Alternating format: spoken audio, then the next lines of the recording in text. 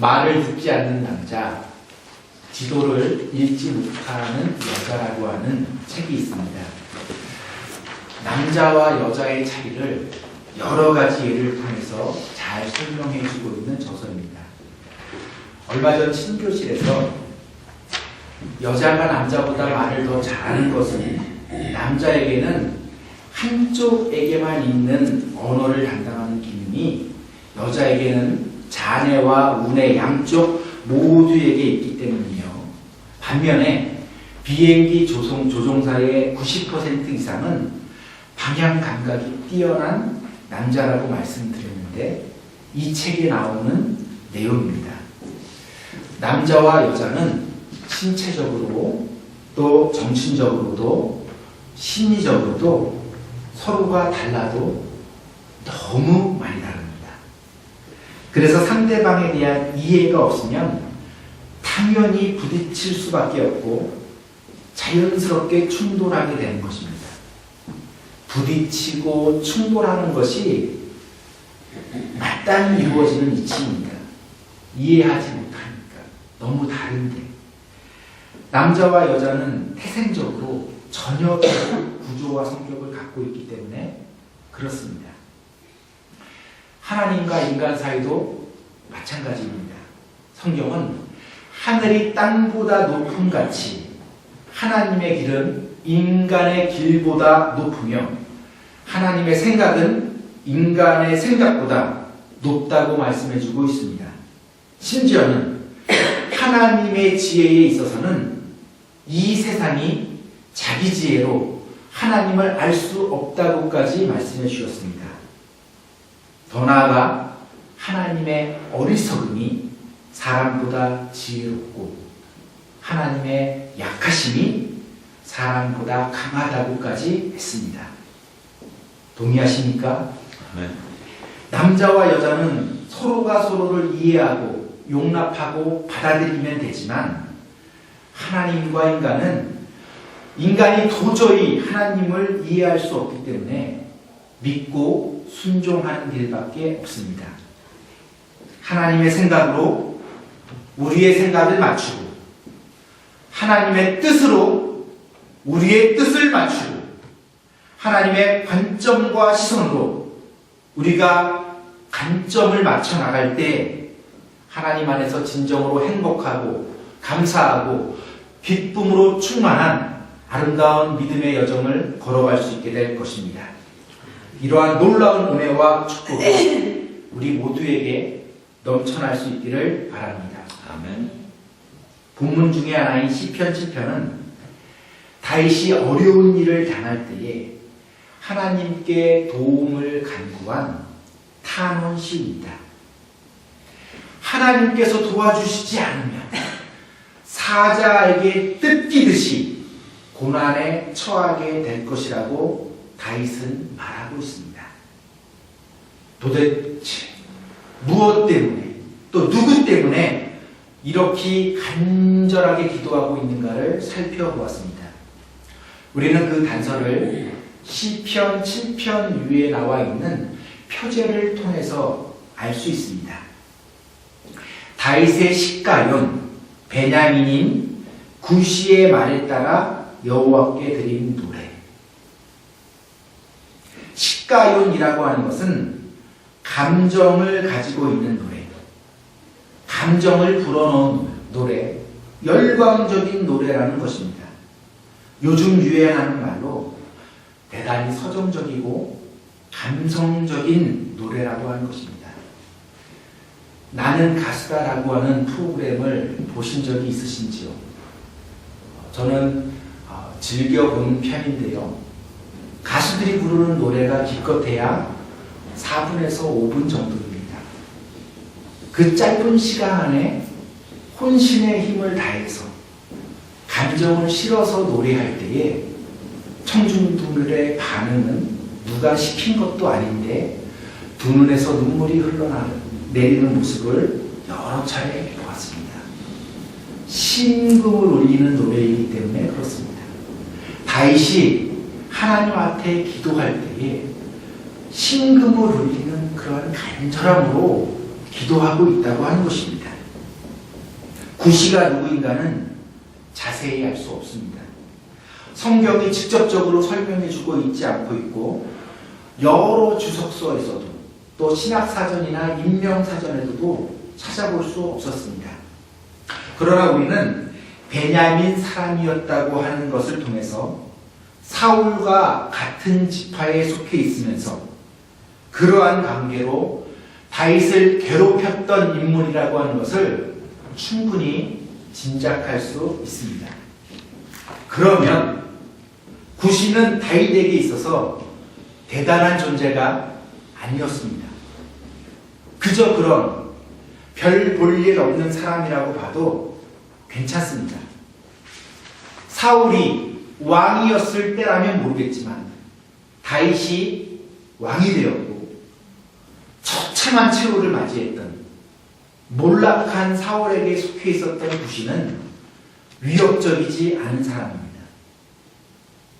그런데도 불구하고 다윗은 구시의 말에 대해서 탄원하면서 간구하고 있는 것입니다.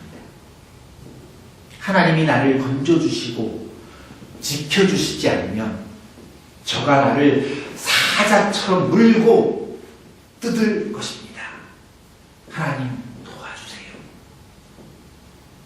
저는 이러한 다윗의 모습을 처음에는 도무지 이해할 수 없었습니다.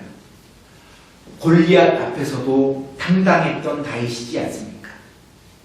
그런데 하찮은 구시 때문에 이렇게까지 하나님께 기도할 필요가 있는 것입니까?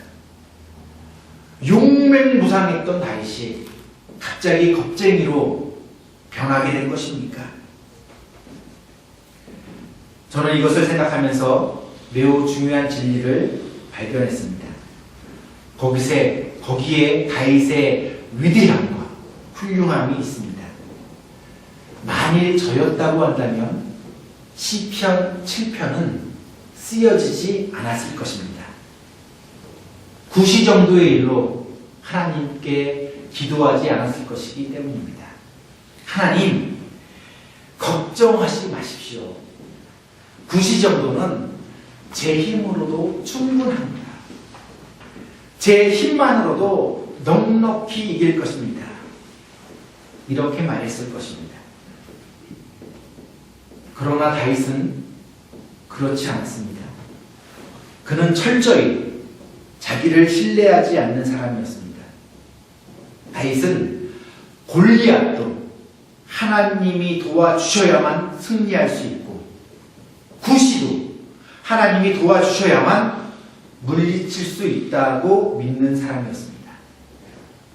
그는 하나님이 도와주시면 천하 대장군 골리앗도 이길 수 있지만 만일 하나님이 도와주시지 아니하시면 구시에게도 이길 수 없다고 생각하는 사람이었습니다. 골리앗에 대한 다윗의 태도도 위대하지만 구시를 대하는 다윗의 자세는 더욱더 훌륭하고 위대한 것입니다. 이스라엘은 여리고성을 하나님을 의지하는 믿음으로 무너뜨릴 수 있었습니다. 그러나 여리고성과는 감히 비교할 수도 없는 작고 약한 아이성을 무너뜨리는 일에는 실패하고 말았습니다. 여리고성은 견고하기로 유명한 성이었습니다. 성서고고학의 대가인 브라이언트 우드 박사님이 1999년도에 발표한 논문에 의하면 100여 년 동안에 걸쳐서 여리고성을 발굴했던 보고서를 분석한 내용이 나오는데 거기에 의하면 여리고성은 외벽과 내벽으로 이중 성벽으로 올려져 있는 그러한 튼튼한 성입니다. 이중 구조인데 외벽은 5m 정도의 높이로 기초 성벽 위에 두께 2m, 높이 7m의 진흙벽돌 벽으로 세워졌습니다. 학자들에 따라서는 어떤 학자는 7m라고 얘기하고 심지어는 9m까지 언급하는 학자도 있었습니다. 내벽은 외벽으로부터 3에서 5m 정도 간격을 두고 쌓여졌는데 그 두께가 3.5m이고 지상으로부터 14m 정도 되는 뚝 위에 다시 높이 솟아오른 내성벽의 구조로 설계되었습니다. 그야말로 난공불락의 구조를 지니고 있는 이중성벽의 초롱성이었습니다.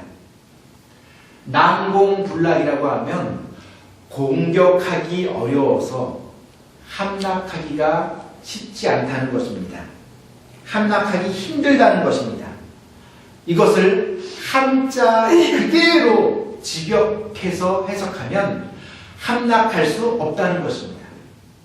철옹성이라고 하는 것은 철로 만든 독처럼, 새로 만든 독처럼 튼튼하게 둘러싸은 성으로 그 누구도 들어갈 수 없다는 것입니다.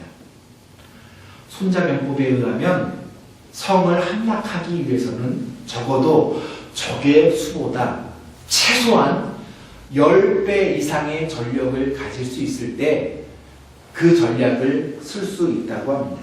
그만큼 희생이 많이 뒤따라야 성을 넘어 정복할 수 있다는 것입니다. 그런데 이스라엘은 어떠했습니까? 7명의 제사장이 양강 나팔을 불고 앞으로 나아갑니다.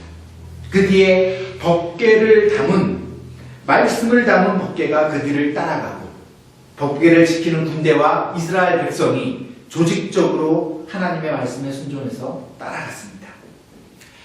하루에 한 바퀴씩 6일을 돌고 마지막 7일에는 7바퀴를 돌고 제사장들이 양강 나팔을 불며 그 소리가 울려 퍼질 때 백성들이 하나가 되어서 함께 큰 소리로 외쳤습니다. 그때의 성이 와르르 하고 무너졌습니다. 인간의 이성과 상식으로는 도저히 있을 수 없는 일이 벌어진 것입니다. 하나님의 능력을 의지한 이스라엘의 승리입니다. 그야말로 대승입니다. 반면 아이성 전투는 어떠했습니까? 아이성은 정말로 작은 성이었습니다. 뿐만 아니라 그 성을 지키고 있는 군사도 채 1000명이 되지 않았습니다.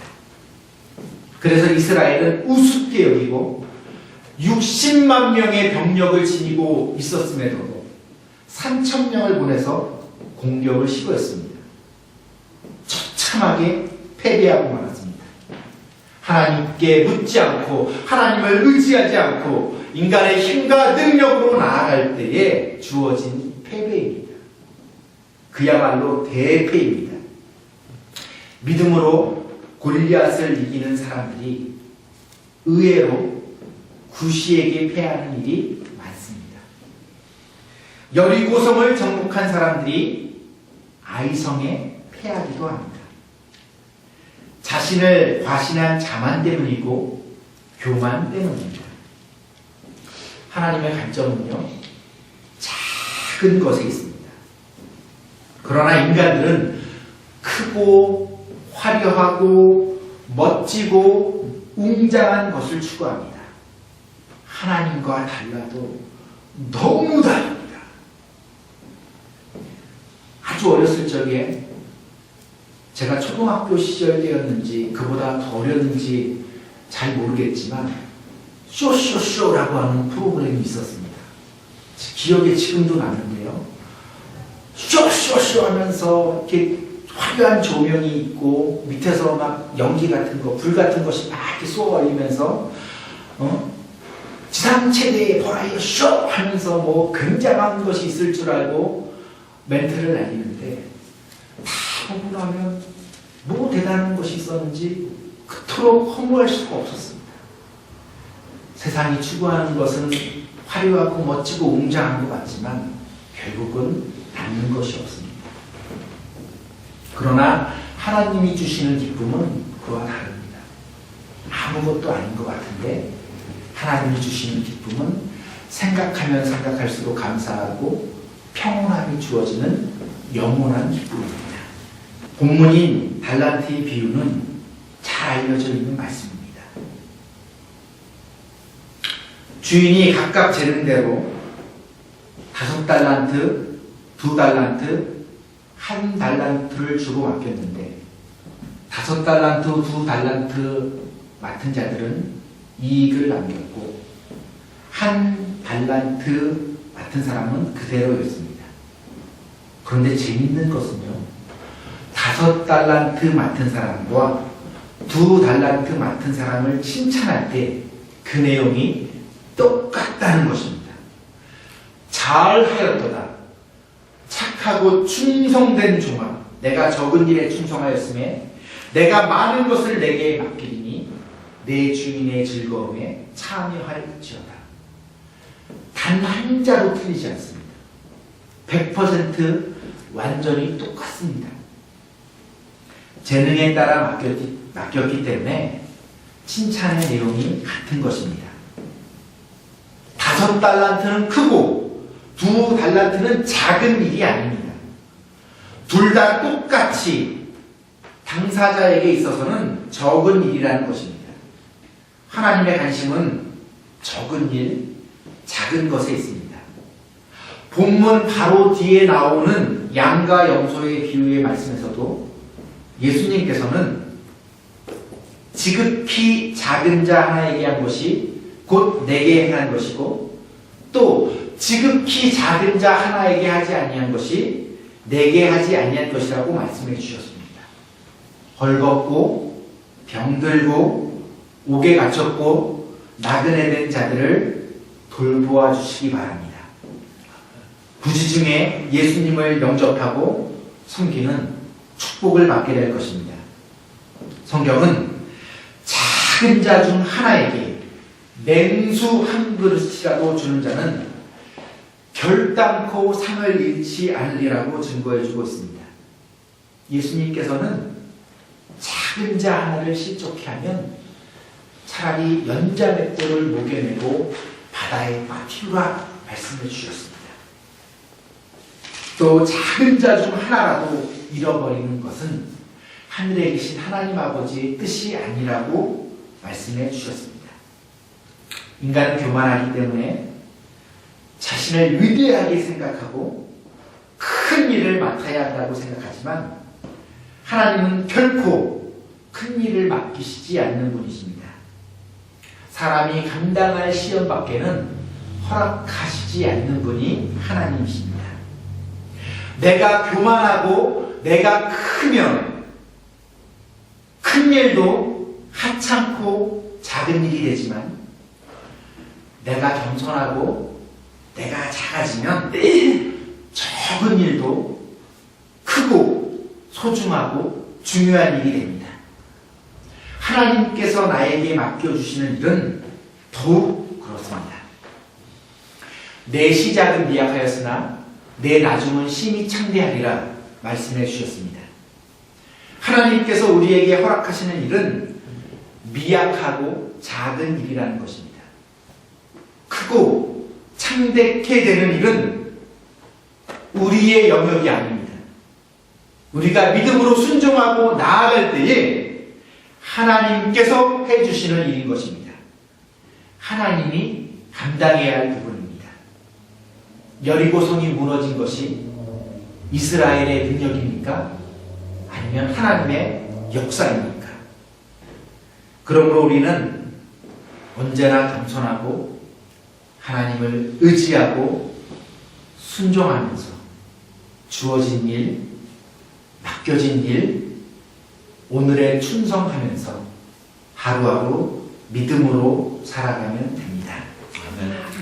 사랑하는 성도 여러분, 말씀드렸듯이 세상은 크고 화려하고 웅장하고 대단하고 거창한 일들을 추구하지만 하나님의 관점은 작아도 진실이 있고 사랑과 정성이 깃들여 있으며 마음이 담겨져 있는 중심을 보십니다.